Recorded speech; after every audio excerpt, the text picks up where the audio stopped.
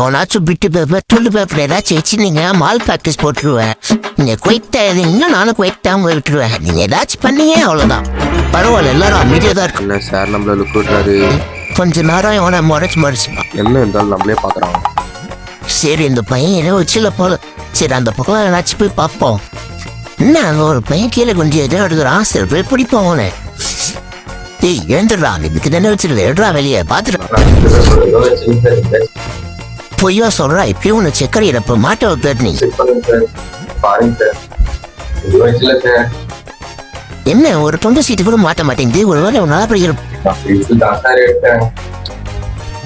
Pencil ஆசிரியரா தோட்ட எல்லாத்தையும் மேலே வச்சு எழுது. ஓகேவா, கொஞ்சம் நம்பிட்ட கண்டுபிடிச்சிருவா. என்ன அவனும் பிட்டு அடிக்க மாட்டா. கொஞ்ச நேரம் கண்ணாசலும்.